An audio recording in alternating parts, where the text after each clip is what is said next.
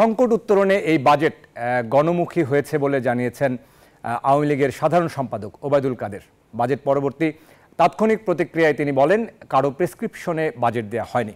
এদিকে বিএনপি মহাসচিব মির্জা ফখরুল ইসলাম আলমগীর তার প্রতিক্রিয়ায় জানান, শুধু গণবিরোধী নয়, বাংলাদেশ বিরোধী এই বাজেট।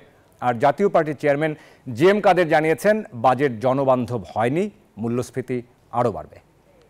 কর্মসংস্থান, সোশ্যাল সেফটি নেটওয়ার্ক, এই বিষয়গুলোকে গুরুত্ব দেওয়া হচ্ছে।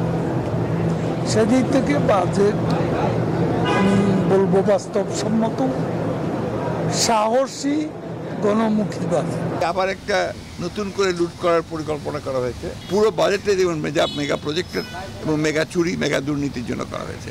সুতরাং এই বাজেটকে শুধুমাত্র তথাকথিত ভাষায় গণবিরোধী বলবো না, এটা আসলে বাংলাদেশ বিরোধী বাজেট হয়েছে। আমি যতই কর ছাড় দেওয়ার কথা বলি, যত কিছু বলি, সেখানে কর যে কোনোভাবে সরকারকে আনতে হবে, এবং সেখানে যদি আমি দেখি যে পরোক্ষ করটাই বেশি, তাহলে জনগণের উপরে চাপটা বেশি, এবং যে ইনফ্লেশন গতির মূল্যস্ফীতি, সেটা কোনো অংশেই কমার সম্ভাবনা এই বাজেটে আমি দেখছি না।